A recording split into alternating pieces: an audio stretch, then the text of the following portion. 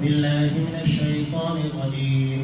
بسم الله الرحمن الرحيم. وإذا كنت فيهم فأقمت لهم الصلاة فلتقم طائفة منهم معك وليأخذوا أسلحتهم فإذا سجدوا فليكونوا من ورائكم ولتأت طائفة أخرى لم يصلوا فليصلوا معك وليأخذوا حذرهم وأسلحتهم ود الذين كفروا لو تغفلون عن أسلحتكم وأمتعتكم فيميلون عليكم ميلة واحدة ولا جناح عليكم إن كان بكم أذى من مطر أو كنتم مرضى أن تضعوا أسلحتكم وخذوا حذركم إن الله أعد للكافرين عذابا مهينا. فإذا قضيتم الصلاة فاذكروا الله قياما وقعودا وعلى جنوبكم فإذا اطمأننتم فأقيموا الصلاة إن الصلاة كانت على المؤمنين كتابا موقوتا. ولا تهنوا في ابتغاء القوم إن تكونوا تألمون فإنهم يألمون كما تألمون وترجون من الله ما لا يرجون وكان الله عليما حكيما. إنا أنزلنا إليك الكتاب بالحق لتحكم بين الناس بما أراك الله ولا تكن للخائنين خصيما واستغفر الله إن الله كان غفورا رحيما. جب تم ان میں ہو اور ان کے لیے نماز کھڑی کرو تو چاہیے کہ ان کی ایک جماعت تمہارے ساتھ اپنے ہتھیار لیے کھڑی ہو. پھر جب یہ سجدہ کر چکے تو یہ ہٹ کر تمہارے پیچھے آ جائے اور وہ دوسری جماعت جس نے نماز نہیں پڑھی وہ آ جائے اور تیرے ساتھ نماز ادا کرے اور اپنا بچاؤ اور اپنے ہتھیار لیے رہے. کافر چاہتے ہیں کہ کسی طرح تم اپنے ہتھیاروں اور اپنے سامان سے بے خبر ہو جاؤ تو وہ تم پر اچانک دھاوا بول دے.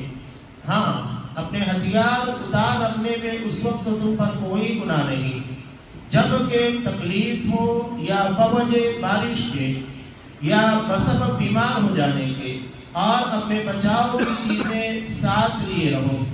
یقیناً اللہ تعالیٰ نے منکروں کے لیے ذلت کی مار تیار کر رکھی ہے. پھر جب تم نماز ادا کر چکو تو اٹھتے بیٹھتے اور لیٹتے اللہ کا ذکر کرتے رہو اور جب اطمینان پاؤ تو نماز قائم کرو. یقیناً نماز مومنوں پر مقررہ وقتوں پر فرض ہے. ان لوگوں کا پیچھا کرنے سے ہارے دل ہو کر نہ بیٹھے رہو. اگر تمہیں بے آرامی ہوتی ہے تو انہیں بھی تمہاری طرح بے آرامی ہوتی ہے اور تم اللہ سے وہ امید رکھتے ہو جو امید انہیں نہیں. اور اللہ تعالیٰ دانا اور حکیم ہے. یقیناً ہم نے تمہاری طرف حق کے ساتھ اپنی کتاب نازل فرمائی ہے تاکہ تم لوگوں میں اس چیز کے مطابق فیصلہ کرو جس سے اللہ نے تم کو شناسا کیا ہے اور خیانت کرنے والوں کے حمایتی نہ بنو. اور اللہ تعالیٰ سے بخشش مانگو، بے شک اللہ تعالیٰ بخشنے والا مہربانی کرنے والا ہے. سورہ نساء آیت نمبر 101 سے آیت نمبر 106.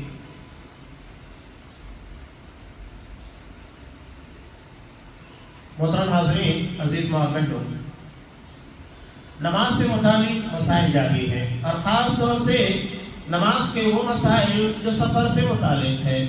پیچھے سفر کے بارے میں کچھ باتیں بیان کی گئی کہ جب سفر میں ہو تو نماز کو قصر کرنے میں کوئی گناہ نہیں. اور اس دن میں حضرت انس رضی اللہ تعالیٰ عنہ کی روایت بھی ہے کہ اللہ تبارک و تعالیٰ جب کسی چیز کی رخصت دیتا ہے تو وہ چاہتا ہے کہ اس کے پر عمل کیا جائے. یعنی سفر میں نماز قصر کرنا ہی بہتر ہے. اب اگر کوئی شخص کہے نہیں میں پوری پڑھوں گا، غلط ہے. ہاں، یہ الگ بات ہے کہ آپ ایک امام کے پیچھے نماز ادا کر رہے ہو، تو پھر ایسی صورت میں امام کی اقتدا کرتے ہوئے نماز پوری پڑھنا ہوگا۔ لیکن اگر اس طریقے کا مسئلہ درپیش نہیں ہے تو ایسی صورت میں نماز قصر کر کے پڑھنا ہی افضل ہے، اس لیے کہ اللہ جو حکیم ہے بندوں کی حالت کو دیکھنے کے بعد حکم نازل کیا، لہذا اس کے حکم کی تابعداری کی جائے گی۔ تقوی یہ نہیں ہے کہ آپ نماز پوری کریں، بلکہ تقوی یہ ہے کہ آپ نماز قصر کریں۔ اب یہاں اسی سے جڑا ہوا ایک اہم مسئلہ جو صلاۃ خوف کہلاتا ہے، یعنی جس وقت مسلمانوں کی حالت بہت ناگفتابی ہو اور حالت جنگ میں مسلمان ہو۔ اب یہاں پر وہی مسئلہ ہوا تھا کہ مشرکین نے مسلمانوں کو دیکھا اور وہ یہ سمجھے کہ مسلمانوں کے نزدیک نماز بہت اہمیت رکھتی ہے، یہ نماز میں جب مشغول ہوں گے اچانک ان لوگوں کے پر حملہ کریں گے۔ تو اللہ نے اس حکم کو نازل کیا۔ حکم کیا تھا؟ وَإِذَا كُنْتَ فِيهِمْ، کہ اے میرے حبیب جب آپ ان لوگوں کے درمیان ہیں، فَأَقَمْتَ لَهُمُ الصَّلَاةَ، تو ان لوگوں کے لیے نماز کو قائم کیجئے۔ فَلْتَقُمْ طَائِفَةٌ مِّنْهُمْ مَعَكَ، اور ایک جماعت تم لوگوں کی تمہارے ساتھ ہو، وَلْيَأْخُذُوا أَسْلِحَتَهُمْ، اور وہ اپنے ہتھیار کے ساتھ تم لوگوں کی حفاظت کرتی رہے۔ یعنی اگر حالت جنگ میں مسلمانوں کو دشمنوں کا خوف ہو کہ وہ نماز کی حالت میں ہمارے پر حملہ کر سکتے ہیں، تو ایسی صورت میں دو جماعت بنائی جائے گی۔ ایک جماعت جو مسلمانوں کی حفاظت کرے گی، جو نماز پڑھ رہے ہیں ان کی، اور جب یہ نماز پڑھنے والے نماز سے فارغ ہو جائیں گے تو ایسی صورت میں یہ لوگ مسلمانوں کی حفاظت کریں گے اور بقیہ لوگ نماز کی ادائیگی کریں گے۔ یہ ایک طریقہ کار یہاں پر بتایا گیا ہے۔ اب اس میں کچھ الگ الگ کنڈیشنیں آتی ہیں۔ علاوہ یہ صلاۃ خوف یعنی خوف کی نماز ضروری نہیں کہ صرف حالت جنگ میں ہی ہو۔ ہمارے یہاں پر دیکھیے بسا اوقات ہندوستان کے اندر خاص طور سے بہت مرتبہ ایسے واقعات پیش آتے ہیں، فسادات کے مواقع ہوتے ہیں جہاں خوف مسلط ہوتا ہے، تو ایسی صورت میں بھی نماز خوف ادا کی جا سکتی ہے، اس لیے کہ جو کنڈیشن حالت جنگ میں یہاں پر بھی وہی کنڈیشن بنے گی ہے۔ تو ایسی صورت میں کیا کرنا ہوگا؟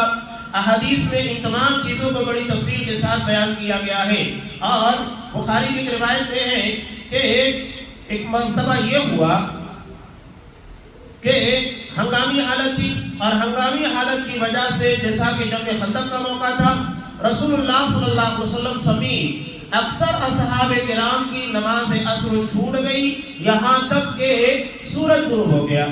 تو نبی کریم صلی اللہ علیہ وسلم نے سورج غروب ہونے کے بعد نماز عصر کو پہلے قضا کیا اور اس کے بعد نماز مغرب ادا کی، اور یہ اس بات کی دلیل ہے کہ نماز کو ترتیب وار پڑھنا ہے۔ اگر کسی شخص کی نماز چھوٹ گئی، مثال کے طور پر اس کی فجر ہے، ظہر ہے، عصر ہے، نماز چھوٹ گئی ہے اور وہ عصر کے وقت یہاں پر آتا ہے، سفر کی وجہ سے، بیماری کی وجہ سے، کسی وجہ سے چھوٹی بھی ہے، اب یہاں پر نماز جب مسجد میں آتا ہے اسے وقت نہیں مل پاتا، نماز کھڑی بھی ہے، تب وہ کیا کرے گا؟ سب سے پہلے وہ نماز فجر ادا کرے گا، اس کے بعد ترتیب کے ساتھ ساری چیزیں ہیں۔ اب کچھ علماء اس دن میں اس بات کے بھی قائل ہے کہ نہیں، بلکہ وہ پہلے عصر ادا کر لے گا، بعد میں دوسری نمازیں ادا کرے گا، یہ ان کی اپنی بات ہے۔ لیکن حدیث یہاں پر جو آتی ہے اس سے یہ پتہ چلتا ہے کہ نماز میں ترتیب کو ملحوظ خاطر رکھنا افضل ہے، بہتر ہے۔ جیسا کہ اللہ رسول صلی اللہ علیہ وسلم نے پہلے عصر کی نماز ادا کی، اس کے بعد مغرب، یہ نہیں کہ مغرب کا وقت ہو گیا تو پہلے مغرب ادا کرو اس کے بعد عصر ادا کر لیں گے، نہیں، تو ترتیب کو بہت زیادہ دھیان دینا چاہیے۔ اب یہاں اس ضمن میں ایک اور اہم مسئلہ یہ ہوتا ہے کہ اگر کسی شخص کی ظہر کی نماز چھوٹ گئی، وہ عصر کے وقت آیا، اب عصر میں امام صاحب یہ عصر کی نماز ادا کر رہے ہیں، تو ایسی صورت میں کیا کرے گا؟ ایسی صورت میں وہ ظہر کی نیت سے نماز عصر میں شامل ہوگا، گرچہ امام صاحب عصر کی نیت کیے ہوئے، لیکن یہ نماز ظہر کی نیت سے شامل ہوگا، ظہر کی نماز ادا کرے گا اور اس کے بعد نماز عصر ادا کرے گا، یہ ترتیب کا تقاضا ہے۔ اب یہاں امام اور مقتدی کی نیتوں کے درمیان فرق ہوتا ہے، بخاری کی بالکل واضح روایت ہے، حضرت معاذ بن جبل رضی اللہ تعالیٰ یہ اپنی بستی میں رہا کرتے تھے، مدینہ سے کافی دوری کے پر واقع تھی، تو یہ عشاء کی نماز اللہ کے رسول صلی اللہ علیہ وسلم کے پیچھے ادا کرتے اور اس کے بعد جا کر اپنی بستی کے لوگوں کو عشاء کی نماز پڑھاتے۔ تو وہاں سیدھی بات تھی کہ ایک ہی نماز 2 مرتبہ تو نہیں ادا کی جائے گی، کہ آپ عشاء کی نماز 2 مرتبہ ادا کریں، ایک ہی مرتبہ فرض ہے۔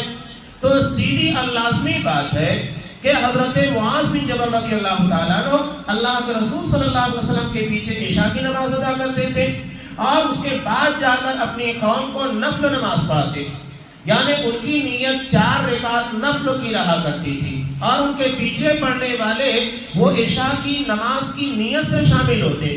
اس کا مطلب یہ ہے کہ امام اور مقتدی کی نیتوں میں فرق ہو سکتا ہے، اس سے نماز کے میں کوئی خلل واقع نہیں ہوگا، کہ اگر کوئی نفل پڑھنے والا لوگوں کی امامت کرا دے، یعنی وہ نفل نماز پڑھ رہا ہے اور لوگ اس کے پیچھے فرض نماز ادا کر دے، کوئی مسئلہ نہیں ہے۔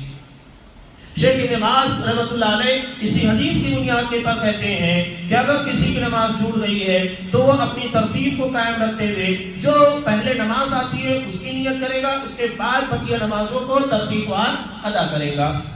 یہاں ایک بات بڑی اہم اور بھی ہے، سفر کی حالت میں بہت ساری چیزیں دیکھنے میں بھی آتی ہیں۔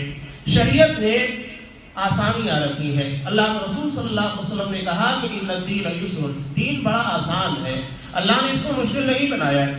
حضرت عبداللہ بن عباس رضی اللہ تعالیٰ عنہ کی روایت ہے، اللہ کے رسول صلی اللہ علیہ وسلم نے ارشاد فرمایا کہ اگر تمہیں نماز کھڑے ہو کر ادا کرنے کی طاقت ہے، کھڑے ہو کر پڑھو، نہیں طاقت ہے بیٹھ کر، اس کی طاقت نہیں ہے پہلوؤں پر یا اشاروں میں، اتنی سہولتیں رکھی گئی ہیں۔ کیوں رکھی گئی؟ یہ دراصل انسان کی کیفیت کو دیکھتے ہوئے، اور اسلام کسی کے پر سختی نہیں کرنا چاہتا۔ آپ کے پر زکوٰۃ فرض نہیں ہے، مت دیجیے۔ آپ کے پر حج ادا کرنا فرض نہیں ہے، آپ حج مت ادا کیجیے، اس لیے کہ آپ مکلف نہیں ہیں۔ جتنی طاقت ہے اتنا ہی آپ کو مکلف بنایا جاتا ہے۔ اب میں نے بہت سارے واقعات دیکھے، آپ نے بھی ویڈیو کلپس دیکھی ہوگی کہ پلیٹ فارم کے پر لوگ نماز باجماعت ادا کر رہے ہیں اور اچانک ٹرین چلنے لگتی ہے۔ ہوتا یہ ہے کہ کچھ لوگ نماز چھوڑ کر شامل ہوتے ہیں، کچھ لوگ پڑھتے رہ جاتے ہیں۔ کون کہتا ہے کہ آپ کو اس طرح نماز ادا کرنا ہے؟ پتہ ہے آپ سفر میں ہیں، ٹرین چھوٹ جائے گی، آپ کے لیے مسائل ہیں، تو ایسی صورت میں آپ نماز وہاں باجماعت نہیں ادا کر سکتے، تو ایسی صورت میں آپ تنہا نماز ادا کیجیے، وہاں آپ کے پر جماعت فرض نہیں ہے، اس لیے کہ وہاں جماعت کو ادا کرنے کی کنڈیشن ہی نہیں ہے۔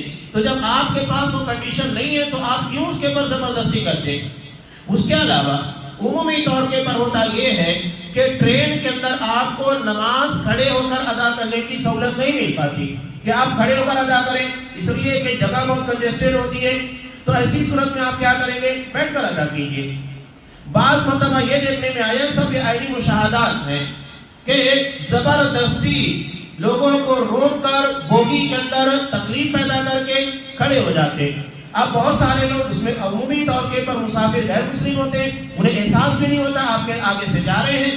اب بتائیے کہ ساری چیزوں کا لحاظ کون کرے گا؟ آپ کے پیچھے سے آگے سے لوگ چلے جا رہے ہیں، خلل واقع ہو رہا ہے۔ اس سے بہتر ہے کہ شریعت نے آپ کو حکم دیا ہے کھڑے ہو کر، استطاعت طاقت نہیں ہے، کنڈیشن نہیں ہے، بیٹھ کر ادا کرو، یہ سہولت رکھی گئی ہے، تو بیٹھ کر نماز ادا کر لینا بہتر ہے۔ اب عام طور سے ہوتا یہ ہے کہ ٹرین چلتے وقت حرکت کرتی ہے۔ اب میں نے دیکھا کہ کھڑے ہو کر صحیح طور کے پر نماز ادا نہیں کر پا رہے ہیں، یہاں تک کہ مسلسل ہلنے کی وجہ سے لوگوں کو کھڑا رہنا دشوار ہے، تو آخر کار انہیں نماز توڑ دینا پڑا۔ کیوں بلا وجہ آپ زبردستی کرتے ہیں؟ کیوں دین کو تماشا بناتے ہیں؟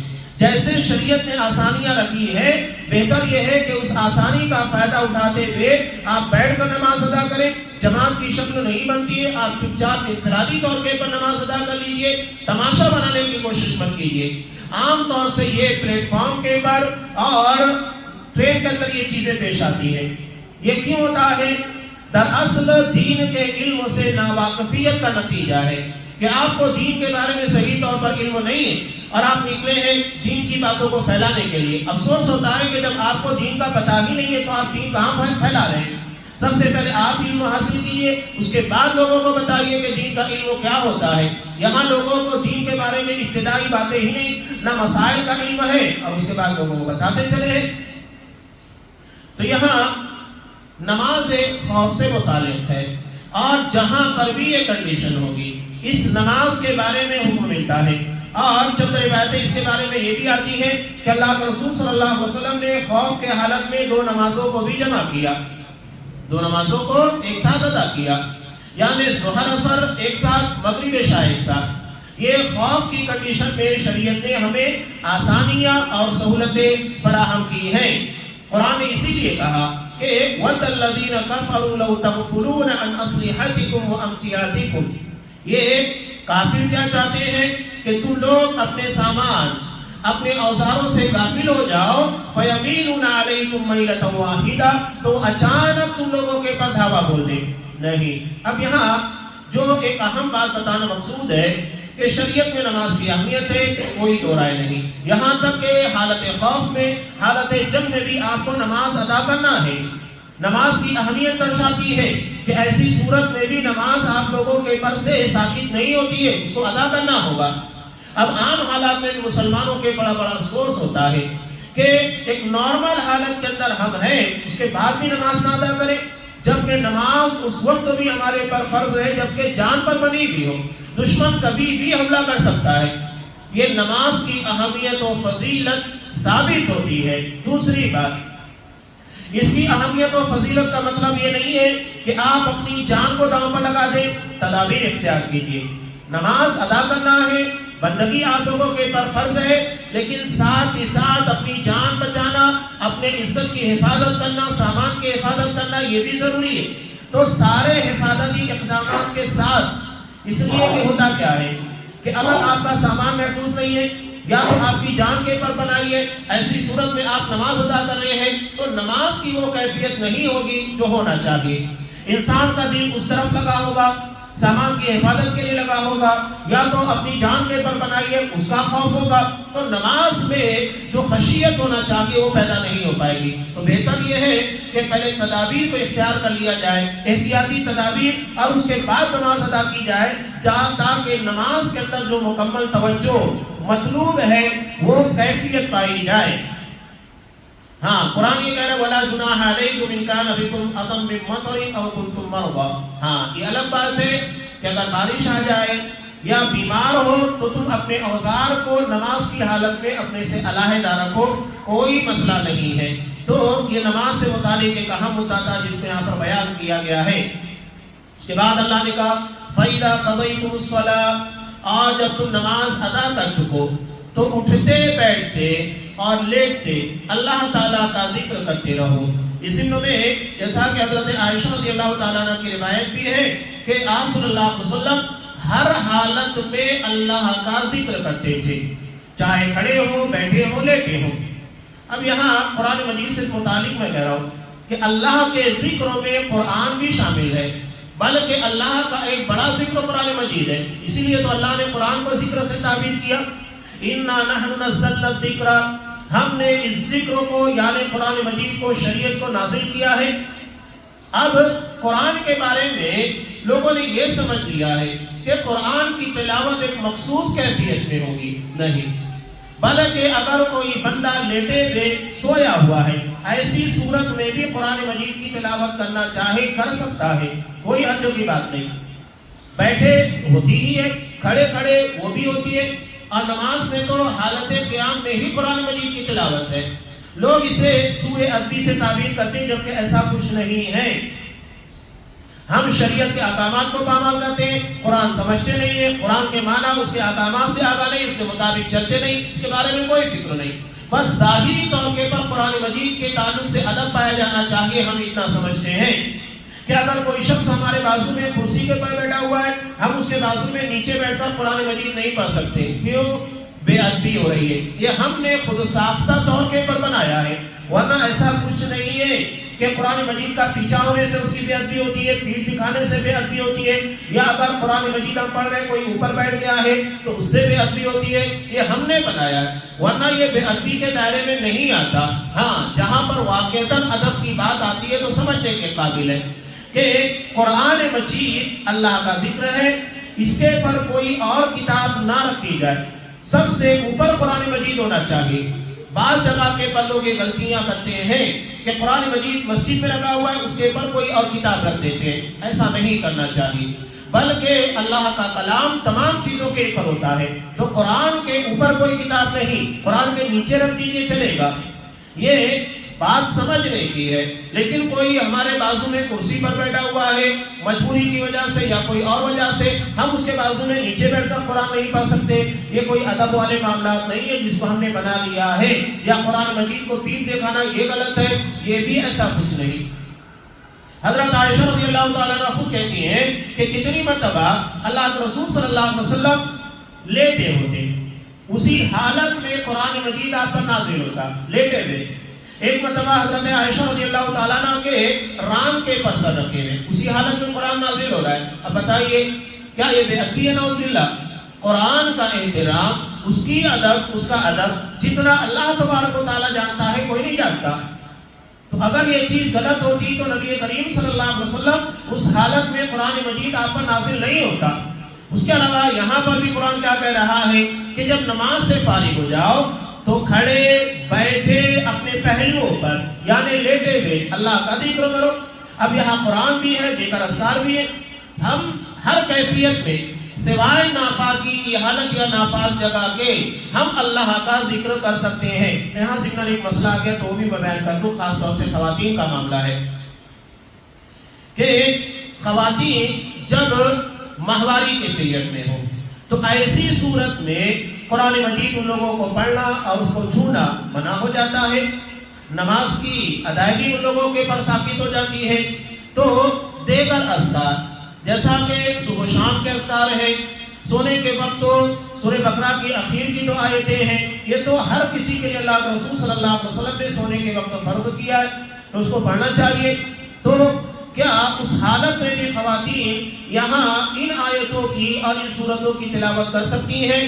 بالکل کر سکتی ہیں، اس لیے کہ وہ بطور ذکر کے ہیں اور یہ صبح شام کے اذکار میں جو تمام لوگوں کے پر ہے، تو ایسی صورت میں وہ کریں گی، وہ قرآن مجید کی تلاوت کی حیثیت سے نہیں، گرچہ وہ قرآن مجید کی سورہ، قرآن مجید کی آیات ہیں، لیکن جب وہ صبح شام انہیں پڑھیں گی تو بحیثیت ذکر کے ہوگا، قرآن مجید کی تلاوت کی طرح نہیں ہوگا۔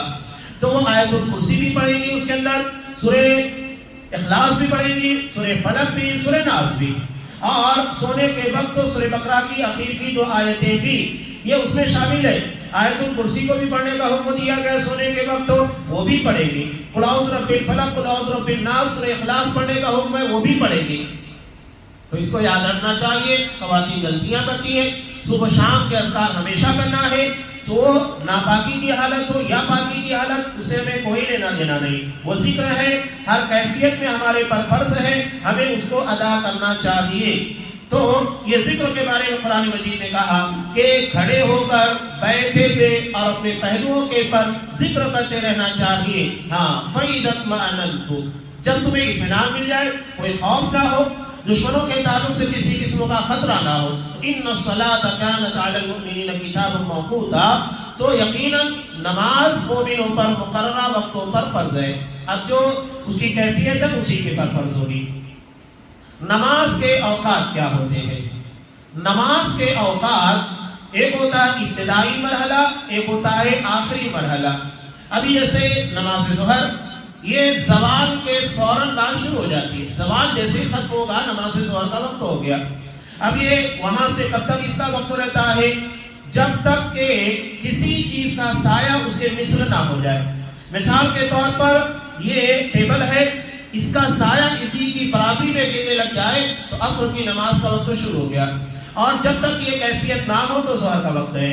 یعنی زوال کے بعد سے سایہ مثل ہونے تک یہ ظہر کی نماز کا وقت ہے۔ اللہ کے رسول صلی اللہ علیہ وسلم کے پر جب معراج میں نماز فرض ہوئی، دوسرے ہی دن حضرت جبرائیل علیہ السلام آئے، خاص طور سے نماز کو بتانے کے لیے نماز کس طرح پڑھنا ہے۔ چنانچہ حضرت جبرائیل علیہ السلام نے آپ صلی اللہ علیہ وسلم کو نماز کی پوری کیفیت، نماز کا پورا وقت بتایا۔ اس کے بعد آپ صلی اللہ علیہ وسلم نے امت کو بتایا، بلکہ اس ضمن میں دو روایتیں ملتی ہیں کہ ایک مرتبہ تو آپ نے امت کو نماز کا طریقہ منبر کے پر چڑھ کر بتایا تاکہ تمام لوگ اللہ کے رسول صلی اللہ علیہ وسلم کو نماز ادا کرتے ہوئے اچھے طریقے سے دیکھ لیں، اور اس کے بعد ابتدائی مرحلے اور آخری مرحلے میں نماز ادا کی اور کہا کہ انہی دونوں کے درمیان نماز کا وقت ہوتا ہے۔ جیسا کہ ابتدا میں ایک مرتبہ ایک دیہاتی صحابی ہے اور کہا کہ اللہ کے رسول نماز کے اوقات کیا ہیں، یعنی کن وقتوں میں نماز ادا کرنا چاہیے۔ تب آپ صلی اللہ علیہ وسلم نے پہلے بھی نماز کو بالکل اول وقتوں میں ادا کیا، جیسا کہ زوال کا وقت جیسے ہی ختم ہوا ظہر ادا کی، فجر کا وقت جیسے ہی گلس لگا نماز ادا کر دی، عصر کا نماز جیسے ہی سایہ مشر ہوا ادا کی، مغرب کا وقت جیسے ہی سورج غروب ہوا ادا کی، اور شفق جیسے ہی ختم ہو گئی عشاء کی نماز ادا کی۔ اس کے بعد دوسرے دن جب نماز فجر کا وقت بالکل آخر مرحلے میں تھا، یعنی سورج کے غروب ہونے سے کچھ پہلے آپ صلی اللہ علیہ وسلم نے ادا کی۔ اس کے بعد ظہر کا جب بالکل آخر مرحلہ تھا وہاں پر ادا کی۔ اس کے بعد عصر کی نماز بالکل آخری وقتوں میں ادا کی سورج کے غروب ہونے سے پہلے۔ یہی معاملہ مغرب کا تھا، اسے شفق کے غائب ہونے سے کچھ پہلے، اور عشاء کی نماز ایک تہائی رات کے گزرنے کے بعد، رات کے 3 حصے کرنے کے بعد ایک حصہ جو ہوتا ہے پہلا حصہ 1/3 جس کو کہتے ہیں وہ نماز عشاء کا ہے۔ تو ایک تہائی وقت کے گزرنے کے بالکل آخری مرحلے میں اس کے بعد آپ صلی اللہ علیہ وسلم نے کہا نماز کے اوقات انہی دونوں کے درمیان ہے، یعنی یہاں سے یہاں تک نماز کا وقت ہے، یہ بتانا مقصود ہے۔ لیکن نماز کا افضل وقت اول مرحلے میں ادا کرنا ہے۔ اسی میں بہت ساری روایتیں بخاری وغیرہ کی، حضرت عبداللہ ابن مسعود رضی اللہ تعالیٰ عنہ کہتے ہیں کہ اللہ کے رسول صلی اللہ علیہ وسلم نے کہا افضل الصلاۃ علی وقتہا، کہ نماز کا سب سے اول وقت جو پہلا مرحلہ ہوتا ہے، یعنی نماز جیسے ہی شروع بھی وقت آیا فوری طور پر نماز ادا کرنا یہ افضل ہے، اور اس کے بعد بھی ادا کی جا سکتی ہے، کوئی مسئلہ نہیں۔ اور اسی کے ساتھ ساتھ نماز با جماعت کی بھی فضیلت آ جاتی ہے کہ با جماعت ادا کرنا چاہیے۔ تو ہر چیز اپنی جگہ کے پر اہمیت رکھتی ہے۔ اگر کوئی شخص نماز کو اول مرحلے میں با جماعت ادا کرتا ہے، یقینی بات ہے کہ اس کی فضیلت زیادہ ہے۔ لیکن دوسرا شخص نماز کو با جماعت نہیں ادا کرتا یا تاخیر سے ادا کرتا، گرچہ وقت ہے تو یہ بھی گرچہ نماز کی ادائیگی ہے لیکن فضیلت کے اعتبار سے اس میں کمی واقع ہو جاتی ہے۔ تو جیسے جیسے آپ پیچھے ہٹتے جائیں گے نماز گرچہ ادا ہوتی ہے لیکن آپ کی فضیلت اجر و ثواب میں کمی واقع ہوتی ہے۔ اس لیے نماز کو با جماعت اول مرحلے میں یعنی جو اس کا افضل وقت ہوتا ہے اس وقت ادا کرنا چاہیے۔ تو وہی یہاں پر بیان کیا گیا کہ نماز مومنوں کے پر مقررہ وقتوں میں فرض کی گئی ہے۔ اب یہاں اصحاب کرام کے تعلق سے اہم بات نفسیاتی مسئلہ تھا، کیونکہ جب ہوتی مسلمان شہید ہوتے، مال اسباب لگتے، بہت ساری چیزیں پیش آتی، تو قرآن نے کہا دیکھو ان لوگوں کا پیچھا کرنے میں اپنے دل کو کمزور اور ہلکا مت کرو۔ اگر تمہیں تکلیف ہو رہی ہے، تمہیں کسی قسم کا مسئلہ درپیش آ رہا ہے، بے آرامی، اس لیے کہ خاص طور سے حالت جنگ میں انسان کو آرام کرنا بڑا مشکل ہوتا ہے، ہر وقت جان کے پر بنی ہوئی ہے، وہ سوئے گا بھی اور تھوڑی دیر کے لیے لیٹے گا بھی تو ذہن و دماغ کے پر وہ سکون نہیں ہوگا، اس لیے کہ خطرہ ہمہ وقت موجود ہوتا ہے۔ تو ایسی صورت میں سکون اور اطمینان غارت ہو جاتا ہے۔ تو قرآن نے کہا کہ اگر تمہیں بے چینی ہوتی ہے، بے سکونی ہوتی ہے تو یہ مت سمجھو تمہارے جو دشمن ہیں ان لوگوں کو بھی یہ مسئلہ درپیش ہے، یعنی انہیں بھی اس طرح کے مسائل سے دوچار ہونا پڑتا ہے، صرف تمہیں نہیں۔ یہ تو ظاہری بات، لیکن اجر کے اعتبار سے جو امید تم اللہ سے رکھتے ہو وہ امید انہیں اللہ سے نہیں ہے، یعنی جو اجر و ثواب تمہیں ملنا چاہیے انہیں نہیں ملے گا، بلکہ ان لوگوں کو تو الٹا عذاب ملنے والا ہے کہ وہ اللہ کے دین کو ختم کرنے کے لیے اصحاب کرام کو جو اللہ کے دین کی حفاظت کرنے والے انہیں مٹانے کی کوشش کر رہے ہیں۔ یہ ہے وَقَانَ اللَّهُ عَلِيمًا حَكِيمًا، اور اللہ دانا ہے، علم و حکمت والا ہے۔ اب یہاں ایک نئے مسائل کا آغاز ہو رہا ہے جو اصحاب کرام کی زندگی سے متعلق ہے۔ اور مسلمانوں کی زندگی سے جڑا ہوا ہے، اور آگے اس کی کافی تفصیل اور بھی آنے والی ہے۔ یہاں میں اختصاراً اس چیز کو بیان کر دوں جو آگے انشاءاللہ درس میں تفصیل کے ساتھ آئے گی۔ ہمارے یہاں پر چالاکیاں ہوتی ہیں۔ چالاکیاں کیا ہوتی ہیں کہ لوگ معاملات کے اندر لوگوں کو دھوکہ دیتے ہیں۔ اسی طرح کا ایک معاملہ یہاں پر یہ ہوا تھا کہ ایک مسئلہ درپیش ہوا کہ ایک منافق شخص نے ایک یہودی کے یہاں پر چوری کی، اور چوری کرنے کے بعد آٹے کا بورا تھا، چوری کرنے کے بعد اسے لے جا کر ایک انصاری صحابی کے گھر چھوڑ دیا۔ اب ظاہری بات ہے کہ جو چیز ظاہری طور کے پر دکھے گی اس کو پکڑا جائے گا، سامان تمہارے پاس ملا ہے تم چورو، یہ معاملہ درپیش ہوا۔ تو ہوا یوں کہ اللہ تبارک و تعالیٰ نے اس کے جرم کو بتانے کے لیے، کہتے ہیں نا کوئی کتنا بھی شاطر ہو، کتنا بھی مکار ہو، وہ کچھ نہ کچھ ایسا کلیو چھوڑ جاتا ہے جس کی بنیاد کے پر وہ پکڑا جاتا ہے، وہ بچ نہیں سکتا۔ تو یہاں پر بھی وہی ہوا کہ جب اس نے یہودی کے یہاں سے چوری کی تو چوری کرنے کے بعد اپنے گھر لے کر گیا، اس کے بعد وہاں لا کے چھوڑا تو ہوا یہ کہ اس بوری کے اندر آٹے کا ایک سوراخ بن گیا تھا جس سے وہ آٹا گر رہا تھا، اور وہی چیز در اصل ذریعہ بنی اصل چور تک جانے کا۔ انصاری صحابی نے تو صاف کہہ دیا کہ دیکھو اس سامان سے میرا کوئی لینا دینا نہیں ہے، میں نہیں جانتا یہاں پر کیسے آیا ہے۔ اور جب تلاشی اور ساری چیزوں کی تحقیقات کی گئی تو پتہ چلا کہ آٹے کی اس باریک لکیر کے ذریعے تلاشی دی گئی تو پتہ یہ چلا کہ وہ اصل میں بشیر بن عبیرہ نام کا ایک منافق تھا جس نے اس یہودی کے یہاں چوری کی تھی، اس کے گھر کے پر وہ لکیر جا رہی تھی، اس کے بعد ادھر آئی، پکڑا گیا۔ قرآن مجید نے یہاں پر کہا کہ اِنَّا أَنزَلْنَا إِلَيْكَ الْكِتَابَ بِالْحَقِّ، کہ ہم نے تمہاری طرف حق کے ساتھ اپنی کتاب نازل فرمائی ہے، لِتَحْكُمَ بَيْنَ النَّاسِ بِمَا أَرَاكَ اللَّهُ، تاکہ تم لوگوں میں اس چیز کے مطابق فیصلہ کرو جس سے اللہ نے تم کو شناسا کیا ہے۔ تو فیصلہ کرتے وقت دانائی کا، حکمت کا ہونا بہت ضروری ہے، اس لیے کہ صرف ظاہر کو اگر دیکھا جائے تو آدمی بڑا ہوشیار ہوتا ہے، کوئی بھی یہ نہیں کہے گا کہ میرا دہی کھٹا ہے، ہر کوئی کہے گا کہ میرا دہی میٹھا ہے، اس کو بیچنا ہے۔ اور یہاں پر بھی کوئی بھی مسلم کبھی بھی اپنے آپ کو غلط نہیں کہتا، بلکہ وہ کہتا ہے میں نے کہاں غلط کیا، یا کوئی عذر پیش کرنے کی کوشش کرے گا۔ تو ایسی صورت میں فیصلے کے وقت تو بہت چوکنا رہنا چاہیے، خاص طور سے ہمارے سماج اور معاشرے کے اندر وہ لوگ جو پنچ کی حیثیت سے جانے جاتے ہیں، یا اونچے لیول کے پر اگر ہم کہیں جو جج ہوتے ہیں، قاضی ہوتے ہیں، ان لوگوں کے لیے چیز بہت اہمیت رکھتی ہے، اس لیے کہ اگر وہ حکمت و دانائی کے ساتھ فیصلہ نہ کریں تو جو مجرم ہوگا وہ نردوش بن جائے گا، اور جو بیچارہ کوئی جرم نہیں کیا ہوگا اس کے پر سارا بوال آ سکتا ہے۔ اس ضمن میں کافی اہم باتیں اور بھی ہیں فیصلوں سے متعلق جو ہے انسانی سماجی زندگی کے اہم مسائل ہیں، انشاءاللہ آئندہ درسوں میں تفصیل پیش کی جائے گی۔ اللہ تبارک و تعالیٰ سے دعا ہے اللہ ہمیں احکامات کو سمجھنے اور حکمت و دانائی کے مطابق حکمت و دانائی کے ساتھ اس کے مطابق عمل کی توفیق دے، آمین۔ وآخر دعوانا ان الحمد للہ رب العالمین۔